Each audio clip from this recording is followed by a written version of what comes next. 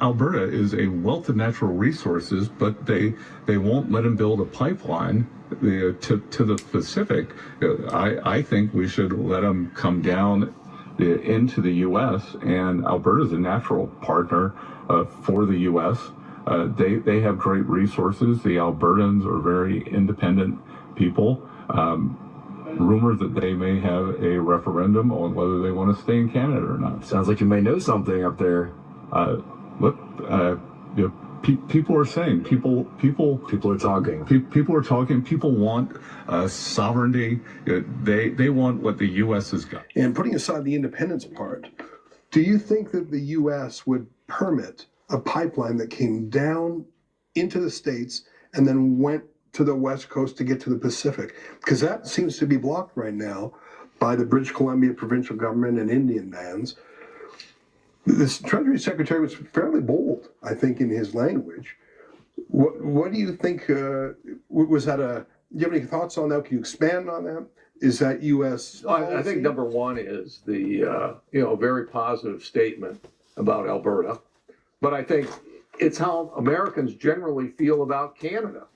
Okay, you could get us saying lots of positive things about lots of the provinces in how we've developed our ecosystems together. I know that Bessent, Secretary Wright, Secretary Burgum, President Trump, it's kind of like, put a pipeline down to the border. Our responsibility then to put pipelines on our side of the border that will take whatever oil Canada decides that they want to ship to the United States. And again, there's lots of uses that we would have for it in terms of processing it and those kinds of things. We want more oil.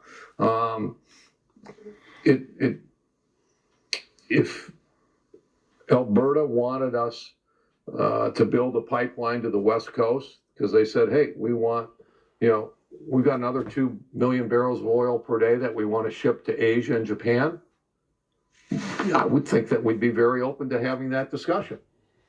Okay, it's kind of like, okay, it's an economic decision. All right, can we make money building a pipeline, pumping oil through it to go to Asia, and we have we've got a seller on the other end. We're just going to be a transporter, and they want to use the U.S. to transport that oil through because they can't get it anywhere else. We're fine with that because one of the things that is if you talk to Alberta or you talk to Canada in general, they've got enough natural resources to pump oil west, south, north, east, wherever. So we're not worried about that. It's kind of like, if you're pumping 2 million barrels a day and it's going through the U.S. and it's going to Japan, that's just an economic decision. Yeah. Okay. Better Japan into China. Yeah, right. But the good thing is the oil's going out. 60 billion is coming back, depending on what the oil, might be more than that now with the price of oil. But